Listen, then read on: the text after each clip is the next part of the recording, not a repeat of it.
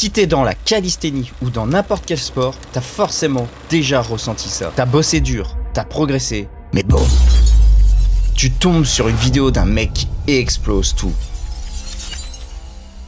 Et d'un coup, t'as l'impression d'être à la traîne. T'as l'impression que tous les autres avancent plus vite que toi, que t'es pas au niveau. Mais est-ce que c'est vraiment le cas? Ou est-ce que ton cerveau est juste en train de te jouer un sale tour? Pourquoi est-ce qu'à chaque fois qu'on voit quelqu'un de fort, on sent comme un sentiment d'infériorité ou alors une envie soudaine de le dépasser? Pourquoi on passe notre temps à se comparer? Pourquoi t'as l'impression que tous les autres explosent leur niveau alors que toi tu stagnes?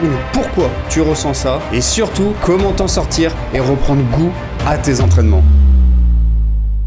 D'ailleurs, n'hésite pas à me le dire en commentaire si ça t'est déjà arrivé de te sentir complètement démotivé. Ça m'intéresse d'avoir ton avis, donc vraiment, n'hésite pas. Déjà, la première question qu'on doit se poser, c'est pourquoi on se compare aux autres? Et surtout, pourquoi est-ce que cette comparaison est souvent négative? Pourquoi est-ce qu'au lieu de nous motiver, elle nous casse le moral? En fait, tout ça, c'est un biais mental. Un mécanisme qui, à la base, était utile, mais qui aujourd'hui est complètement déréglé. En fait, c'est biologique. Depuis toujours, on analyse les autres pour se situer. En 1954, Léon Festinger a développé la théorie de la comparaison sociale. Il y est dit qu'on évalue notre propre valeur en observant les autres. À l'époque, ça nous aidait à survivre, à savoir où on se situait dans une tribu par exemple. Mais aujourd'hui, ce mécanisme s'est transformé en machine à frustration. Et le pire dans tout ça, c'est que cette frustration est invisible. Elle s'accumule petit à petit. Tu regardes des vidéos, tu scrolles, et sans même t'en rendre compte, ton estime de toi en prend un coup. Ça devient un poison mental. Pourquoi ?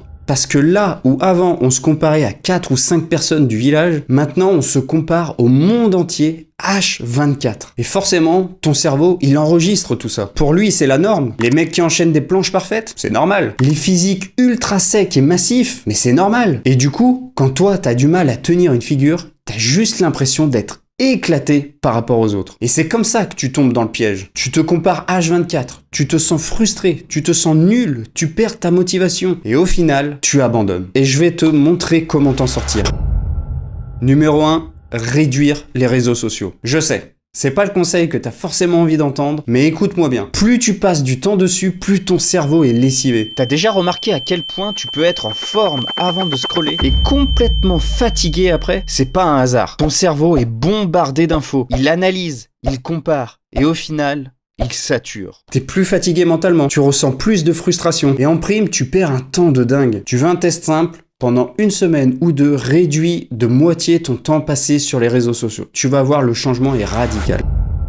Arrête de te comparer aux mecs qui n'ont rien à voir avec toi. Deuxième chose, arrête de comparer ton chapitre 1 de ta vie au chapitre 100 d'un autre athlète. Si t'as 2 ans de street, pourquoi tu te compares à un mec qui en a 10? C'est comme si tu regardais un pro en NBA et que tu disais mais pourquoi je joue pas comme lui? C'est pas logique. Mais même avec la même ancienneté, la comparaison elle est complètement biaisée. Parce que chaque personne est différente. On a tous une génétique différente. On a tous un mode de vie différent. On a des niveaux de stress différents. Une récupération différente. Et tout ça va jouer sur ta progression. Donc au final, ça sert à rien de se comparer aux autres athlètes.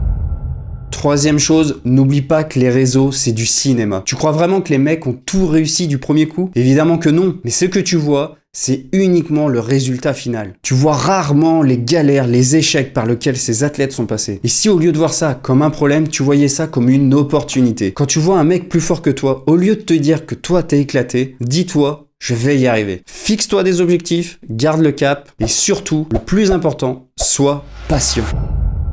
Tu veux une vraie comparaison? Regarde-toi il y a 6 mois. Prends le temps de faire ça. Sors tes anciennes vidéos, regarde tes anciens entraînements, compare tes sensations, ta force, ta technique et tu vas voir, il y a du progrès. Peut-être que c'est pas spectaculaire, mais c'est là et c'est ça qui compte. Tu verras là, la comparaison, elle vaut le coup. Chaque entraînement, c'est une victoire. Chaque petite progression, c'est un pas de plus vers ton objectif. Le vrai secret, c'est d'accepter que la progression, c'est un marathon, pas un sprint. Tant que tu continues d'avancer, peu importe la vitesse, t'es sur la bonne route. Et ça, c'est ce qui fait la différence entre ceux qui abandonnent et ceux qui atteignent leurs objectifs. Et tant que tu lâches pas, que tu n'abandonnes pas, t'es déjà plus fort que 99% des gens. Bref, c'était une petite vidéo rapide pour vous rappeler que la comparaison, c'est complètement inutile, surtout sur les réseaux sociaux. Donc si cette vidéo vous a aidé, n'hésitez pas à vous abonner, mettre un petit pouce bleu et activer la petite cloche des notifications. Moi, je vous dis à la semaine prochaine pour une future vidéo. Ciao tout le monde!